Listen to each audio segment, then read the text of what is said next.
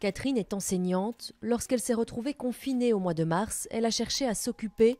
Avec le temps estival, elle a décidé de se lancer dans la réalisation d'un potager, une activité qui s'est révélée très bénéfique. On ne voit pas le temps passer et ça détend et c'est relaxant et après on est fiers du travail accompli. Finalement, aujourd'hui, pour Catherine et son mari, le jardinage est devenu un véritable hobby. On fait beaucoup de sport ensemble et quand on fait le jardin ensemble, on aime vraiment bien aussi. Donc on se dit même nos vieux jours, ça va être vraiment chouette. Super! Magnifique, Marius. On va chercher la suite? Oui.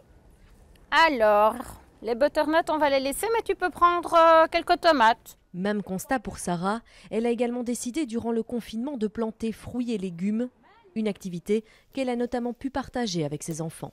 Le jardinage m'apporte beaucoup de bien-être. Je propose aux enfants de participer et ils participent un petit peu. Puis à un moment donné, ils en ont assez et moi je continue.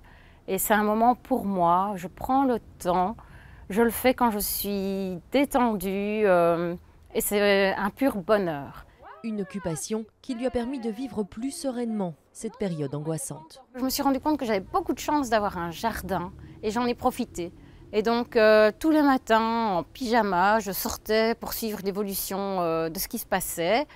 Et c'était très agréable. Et je me rendais compte que si j'avais travaillé, j'aurais pas pu suivre ça de plus près. De leur côté, les pépiniéristes qui ont pu rouvrir leur magasin mi-avril ont remarqué une nette augmentation de la clientèle et du coup un chiffre d'affaires plus élevé qu'habituellement.